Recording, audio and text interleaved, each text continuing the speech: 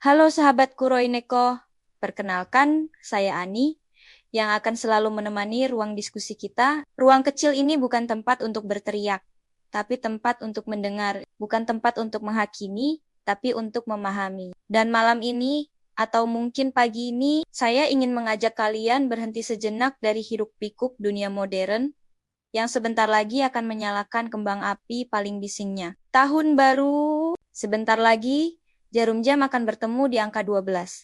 Kalender akan berganti, angka tahun akan berubah. Dari luar, semuanya tampak meriah. Lampu warna-warni, pesta petasan, suara tawa, unggahan media sosial yang penuh senyum dan harapan. Dunia seakan sepakat untuk bersorak, seakan semua orang punya alasan yang sama untuk merayakan pergantian waktu. Tapi jika kita mau sedikit menurunkan volume pesta itu, ada suara lain yang pelan tapi nyata. Sayup-sayup, bunyi perut kelaparan di tengah malam. Bunyi kegelisahan yang tidak masuk siaran langsung. Bunyi napas berat orang tua yang terjaga bukan karena ingin merayakan, tapi karena tidak tahu besok harus bagaimana. Di saat sebagian orang meriah, di sisi lain ada yang meriang. Bukan karena iri tidak bisa merayakan tahun baru Masehi dengan pesta dan kembang api. Bukan karena dengki melihat orang lain bahagia. Tapi karena ribuan, bahkan jutaan orang tua di negeri ini sedang was-was. Mereka tidak sibuk memikirkan resolusi atau target ambisius. Mereka sibuk memikirkan satu hal yang sangat mendasar. Setelah jam 12 malam berlalu, setelah tanggal berubah menjadi 1 Januari 2026, hidup kami akan kemana? Keresahan itu nyata. Ada ayah yang menatap anaknya tidur sambil menghitung sisa beras di dapur. Ada ibu yang pura-pura kuat, padahal di kepalanya berputar pertanyaan yang sama setiap malam. Besok makan apa?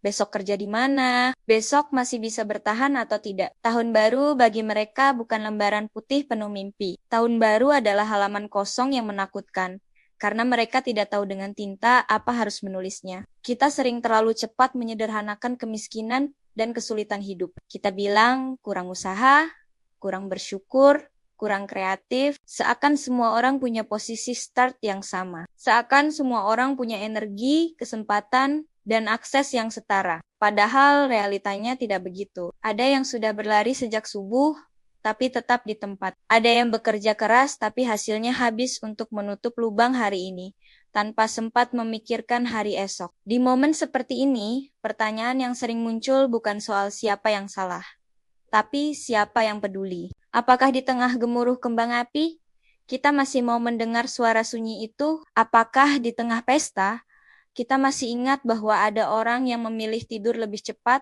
agar tidak merasa lapar? Apakah di tengah resolusi pribadi, kita masih punya ruang empati untuk mereka yang resolusinya hanya satu? Bertahan hidup, tahun baru sering dijual sebagai simbol harapan. Sebuah reset, kesempatan kedua, tapi bagi sebagian warga Indonesia, hidup tidak punya tombol reset. Yang ada hanyalah tombol lanjut, meski tubuh sudah lelah, meski pikiran sudah penuh, meski harapan sudah tipis. Mereka tetap harus lanjut, karena berhenti bukan pilihan. Namun di tengah semua keresahan itu, saya tetap ingin jujur. Harapan tidak sepenuhnya mati. Ia mungkin kecil, mungkin redup, tapi ia masih ada. Harapan itu bukan datang dari kembang api atau pesta besar.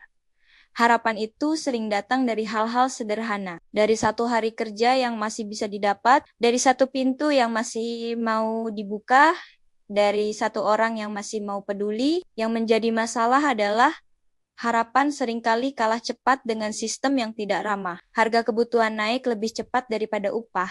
Biaya hidup berlari, sementara tenaga manusia ada batasnya. Disinilah keresahan berubah menjadi kritik. Kritik bukan untuk menjatuhkan, tapi untuk mengingatkan bahwa pembangunan bukan hanya soal gedung tinggi dan angka statistik. Pembangunan seharusnya terasa di dapur kecil yang malam ini sunyi. Kita tidak bisa terus merayakan kemajuan sambil menutup mata dari ketimpangan. Kita tidak bisa terus berkata baik-baik saja ketika sebagian warga hidup dari hari ke hari tanpa kepastian. Tahun baru seharusnya bukan hanya soal pergantian kalender, tapi juga momentum untuk bercermin. Sudah sejauh mana kita benar-benar hadir sebagai bangsa. Bukan hanya untuk mereka yang kuat, tapi juga untuk mereka yang rapuh. Sebagai individu, mungkin kita merasa kecil, merasa tidak punya kuasa, mengubah keadaan besar. Tapi kepedulian selalu dimulai dari hal kecil. Dari cara kita berbicara, dari cara kita menilai, dari cara kita memilih untuk tidak meremehkan penderitaan orang lain, dari cara kita tidak cepat menghakimi, dari cara kita sadar bahwa keberuntungan bukan semata hasil kerja keras, tapi juga hasil dari posisi dan kesempatan. Ruang diskusi Kuroineko ini saya bayangkan sebagai ruang aman, tempat kita bisa jujur mengakui bahwa hidup tidak selalu baik-baik saja. Tempat kita bisa menyimpan kegelisahan tanpa harus merasa lemah. Karena mengakui keresahan bukan tanda kalah. Justru itu tanda bahwa kita masih peduli. Tahun 2026 akan tetap datang, suka atau tidak. Jam 12 malam akan tetap berlalu. Pertanyaannya bukan lagi apakah kita siap merayakannya, tapi apakah kita siap menghadapinya dengan lebih sadar. Sadar bahwa di sekitar kita ada banyak cerita yang tidak masuk perayaan. Ada banyak wajah yang tidak muncul di unggahan. Ada banyak doa yang diucap dalam diam. Saya ingin kita menutup tahun ini bukan dengan pesta paling bising, tapi dengan pikiran yang lebih jernih. Dengan empati yang lebih luas, dengan semangat yang tidak naif, tapi juga tidak putus asa. Semangat untuk tetap peduli, tetap bersuara, dan tetap berharap meski realitas sering menampar. Untuk para orang tua yang malam ini was-was, yang mungkin tidak punya kembang api, tapi punya doa panjang, kalian tidak sendirian.